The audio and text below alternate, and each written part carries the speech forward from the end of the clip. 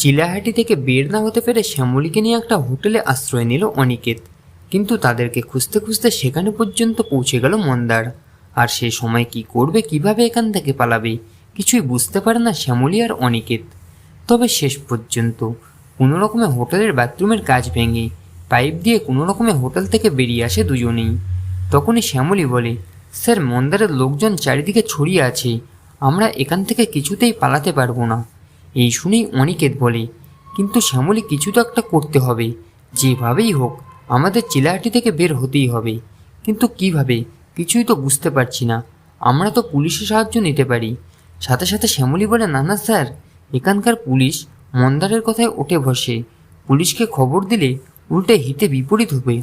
তখনই অনিকেত বলে, এখানকার পুলিশ মন্দারের কিনা গোলাম হয়েছে তো কি হয়েছে, আমি কলকাতায় পুলিশের ডিআইজিকে ফোন করছি, তখন তো ওরা মন্দারকে গ্রেপ্তার করতে বাধ্য হবে। পুলিশের বড় অফিসারের কথা তো শুনতেই হবে, তাই না? এই বলেই কলকাতার পুলিশের বড় কর্তাকে ফোন করে অনিকেত আর সমস্ত ঘটনা বলে। তো বন্ধুরা, এবার কি তাহলে পুলিশের বড় অফিসারের সাহায্য নিয়ে মন্দারকে উচিত শিক্ষা দেবে অনিকেত? আর তারপরে কি মন্দারকে গ্রেপ্তার করতে বাধ্য হবে পুলিশ? আপনাদের কি মনে হয় কমেন্ট করে অবশ্যই জানান। মূল ধারাবাহিক দেখতে হলে অবশ্যই চোখ রাখুন জি বাংলার।